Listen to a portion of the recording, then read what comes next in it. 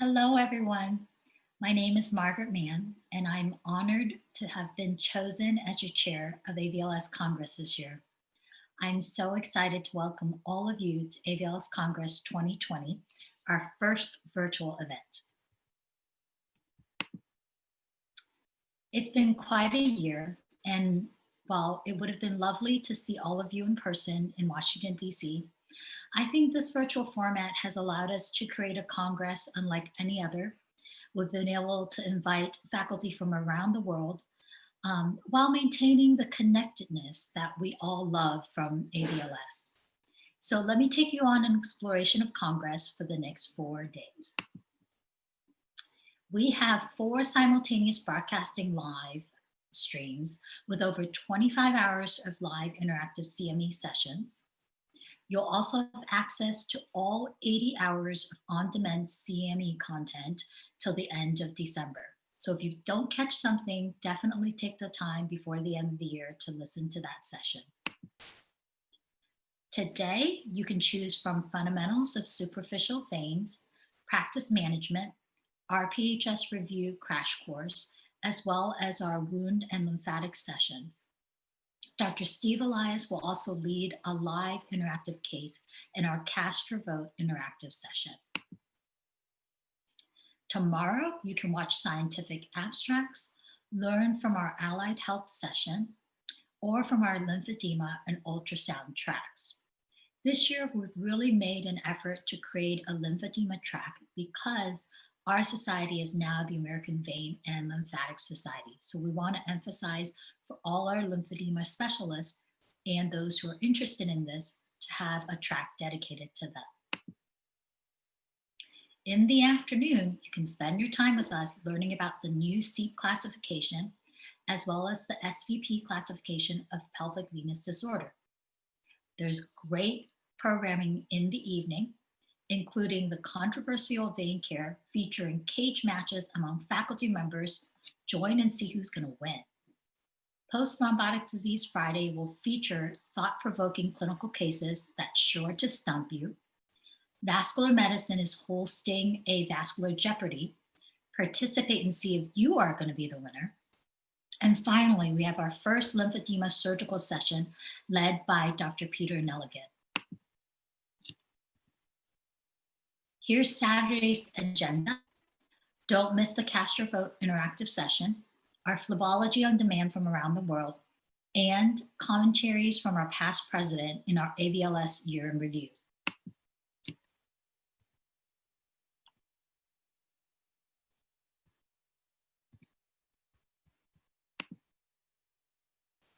Here's a peek at Sunday's programming, again with lots of exciting content, and you can learn more about the specific topics on our Cadmium website.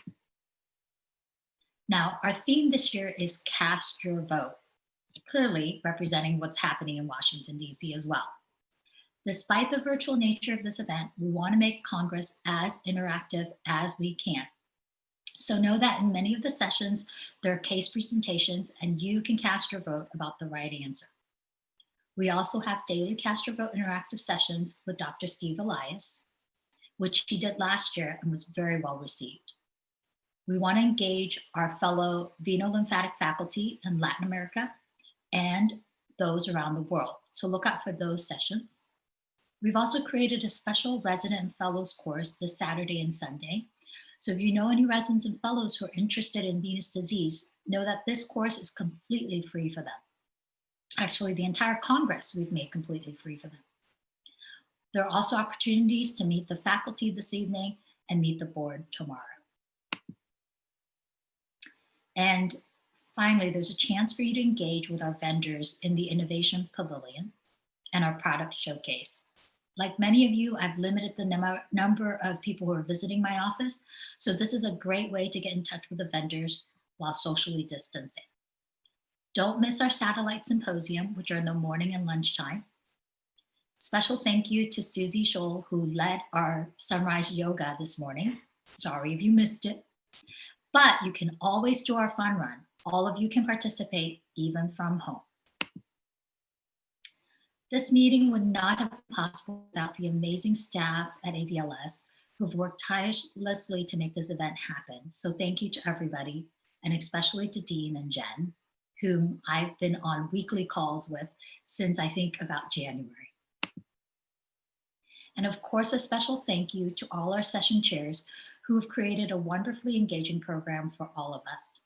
And to all of our faculty members, to date, I believe we have about 250 faculty from around the globe who will be teaching us over the next 4 days. And finally, I want to say a special thank you to all of you as attendees in our Congress. Your participation helps to directly support the many missions of AVLS, including our advocacy, research, and educational mission. We do a lot at AVLS, and I want to encourage all of you to participate and to learn from what we can achieve in AVLS. And I will say that no one encompasses our mission better than our AVLS president, Marlon Scholl. It's my sincere pleasure now to introduce Marlon, who will deliver our presidential address. Marlon has dedicated more than the last 2 decades of his medical career toward our mission in venous and lymphatic disease, tirelessly advocating on our behalf, educating our colleagues and patients, and in producing high quality research that makes an impact in patient care. I think he either doesn't sleep or has found a way to get more than 24 hours out of his day. Whatever your secret is, Marlon, tell me. A unique unknown about him is that despite being an Indiana Hoosier fan, he was on the 2003 National Championship Purdue University clay target team. Marlon is an all-around nice guy, humble and passionate, but not just about vein care, but also deep sea fishing, golfing, shooting sports, and traveling with his family. Without further ado, here's Dr. Marlon.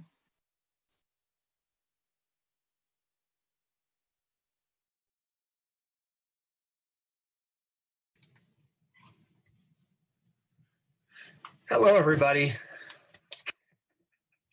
Thank you so much, Margaret, for the kind introduction. It's somewhat bittersweet that I'm giving my presidential address virtually, yet I think it's an absolute honor to open up the year's festivities with this message. I really want to thank Margaret and the team and congratulate them on a job well done. Despite all of the different challenges that they faced, from starting to plan the event to changing the venue from live to virtual, battling the contracts that we had with the hotels, et cetera. I mean, there was an extraordinary amount of effort this year by Margaret, our staff, as well as all the faculty to make this a success. So thank you to everybody, and thank you for this leadership, Margaret, because it's going to be a great show. So as I talk with you today, I've got 3 short stories. Of course, I could spend this whole time talking to you about the impact of COVID on our specialty, but have we not all heard about that? I mean, is that not already well established? My message today is about mentorship, and I basically have 3 short stories, if you will, that I've come across over the last number of years that I think are worthy of sharing today. So the first is a story about a medical student who was on a surgical rotation, pediatric urology.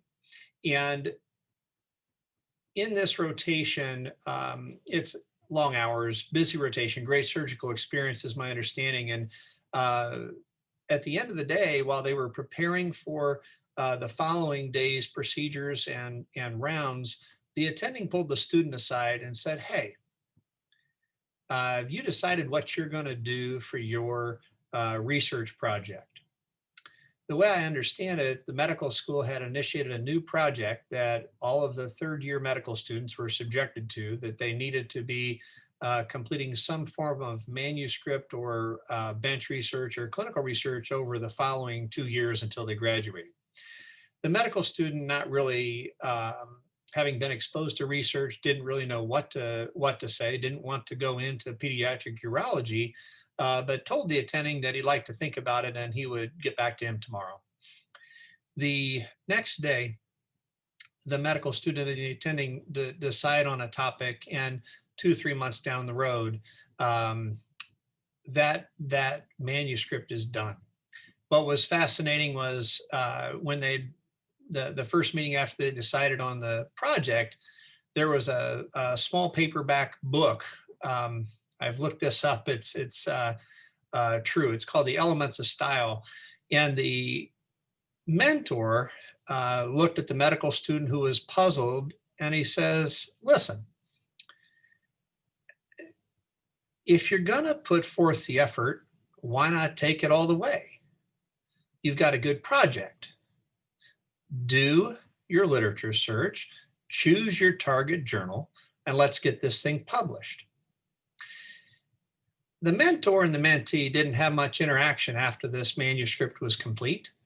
And yet, what very few people would have known is that this medical student goes on to publish 32 peer-reviewed manuscripts, publishes 11 book chapters, and was involved in 21 different phase 2, phase 3, or phase 4 research trials.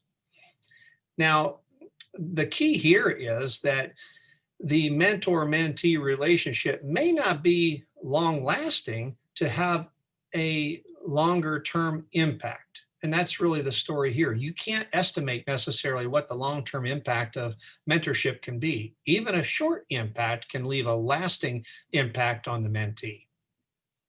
So now for story 2. So the next story involves a young phlebotomist who is attending a annual congress in the early 2000s. There was a lot of excitement in the air, as you might imagine, with new technologies, et cetera. And this young member introduced himself to a board member and asked him, how can you get more engaged? Apparently, the member was excited about a lot of the different things that the society was doing. And the board member basically said, what would you like to do? They had a little dialogue. Shortly after the Congress is over, you have to be careful what you ask for, because this member was placed on 3 different advisory committees to the college. Now, keep in mind, at that day and age, there was a far smaller committee structure, but nonetheless, the member was excited to get engaged. And one of the committees was actually chaired by that board member. It was the Specialty Recognition Committee. He challenged the committee members to investigate what the committee could do as far as the society's relationship with the AMA. What does it take to be a recognized society? Investigation by the committee members, hundreds of phone calls to our own members, cross-referencing with the AMA database. It was identified that the society had far more than the threshold to be considered a recognized society by the AMA. The committee completed the application to the AMA, and the president at the time signed that, and it was submitted. Now, it's hard to believe that just simply having a member introduce themselves to a board member, they could get involved and engaged at such a quick level. But that particular committee and that application to the AMA led to what we have right now with regards to representation with the House of Delegates, representation with the CPT and RUC. So the difference here is that particular board member was a mentor to the young member for many years, was a confidant, was a cheerleader, and ultimately helped develop that young member to the point that they were nominated to the AVLS board. So again, many different ways to mentor people. So now for story number 3. Well, this story is actually quite personal because it's about a new member that I've had the fortune of mentoring over the last 14 months. Dr. Steve Samuel is a general surgeon from Louisville, Kentucky, who trained under DeBakey at Baylor, is a highly accomplished general surgeon who underwent a venous seal procedure for his left leg and couldn't believe the change in his quality of life. And it was that experience that actually had him thinking, with all the grueling issues in general surgery, what would it be like for him to actually have a regular sleep cycle, and entertained transitioning his career from a general surgeon to specializing in venous and lymphatic disorders. I'm going to read, if you will, a comment that, or a set of comments that Dr. Samuel has shared for you today. So please bear with me here.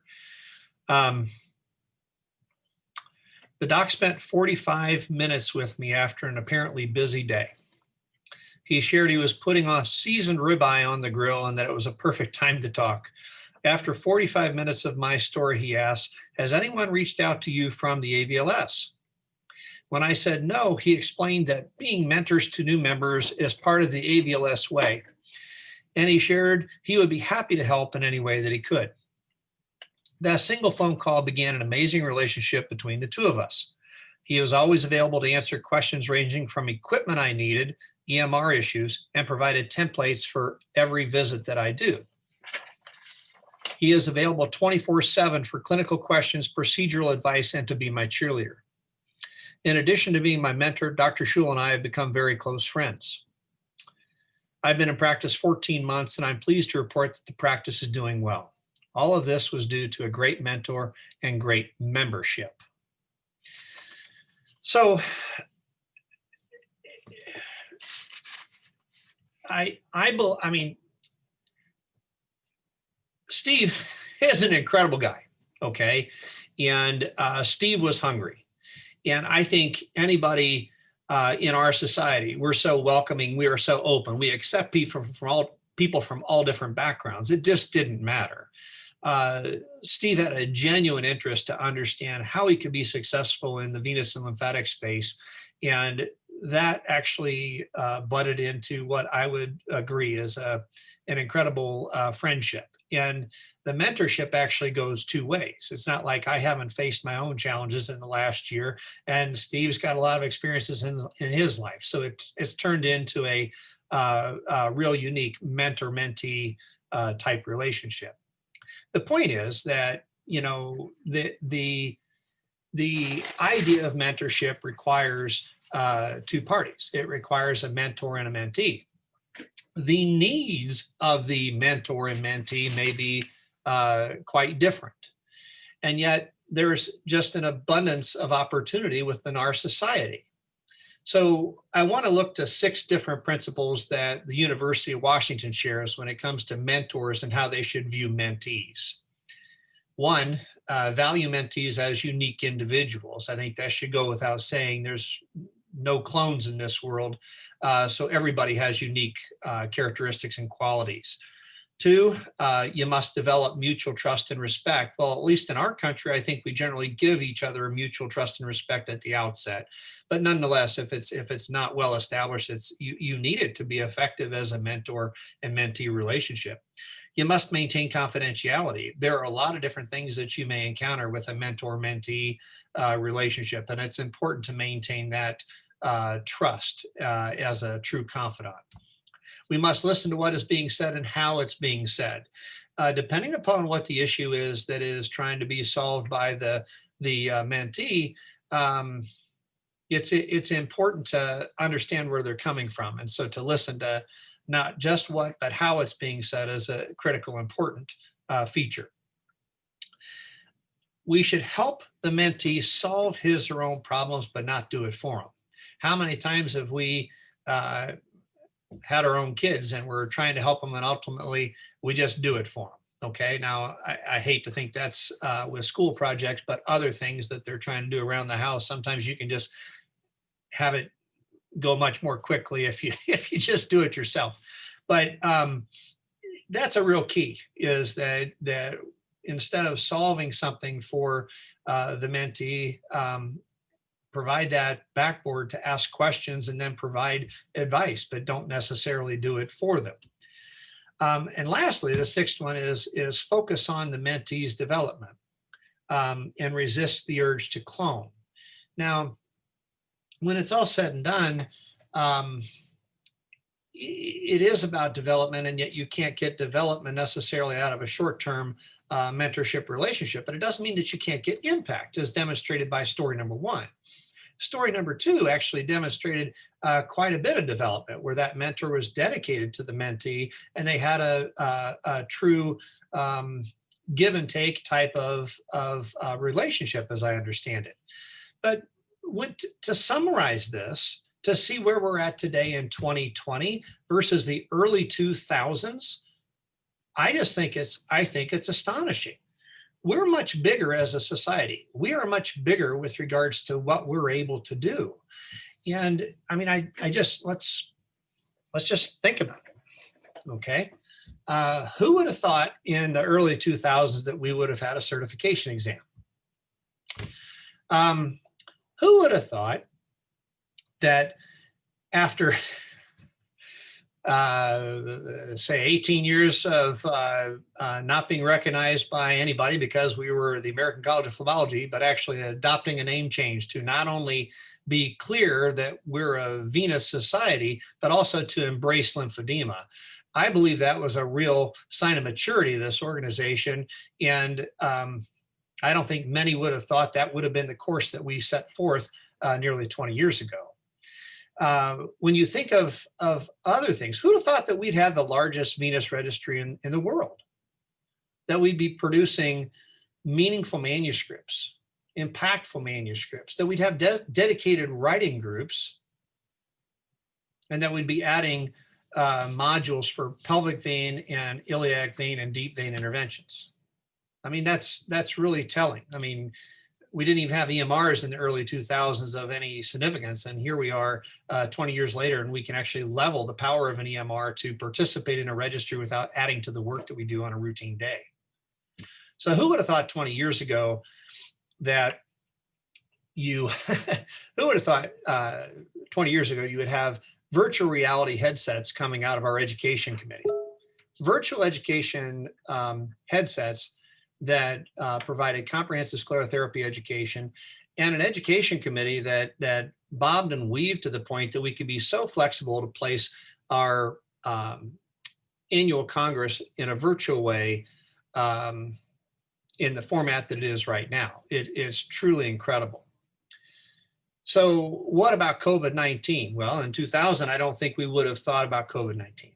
In 2000, who'd have thought that our membership would have been affected like it was with COVID-19? But despite that, your membership team, including your board of directors early on, put together COVID resources for members so that you understood the best, the latest, the greatest, the best practices for practices that were still open, who to see, when to see. Your society participated in a collaborative effort with the UIP and other societies to provide recommendations for what should be seen urgently when it comes to pandemics, assuming this may happen again. Your society and your membership committee, who would have thought that they'd be putting 7 webinars together that would talk about safe practices in reopening, the risks of staying open, how to protect people with PPE, how to work with the PPP program in acquiring resources that you may need to get through the lag in services we were able to provide. Everywhere you look, our membership leadership has looked to add value to membership. Another example is the AVLS community. It is a networking ability in our website that allows members to interact with other members. It can be an interesting case. It can be an interesting clinical question. It could be a job offer. Who would have thought? Who would have thought 20 years ago that we'd have a formal advocacy committee? Formal advocacy committee.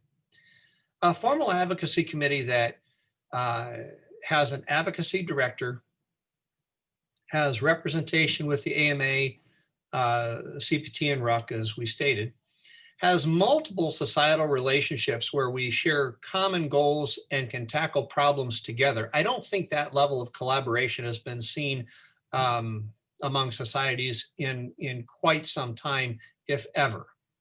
And yet we're not even close to being done.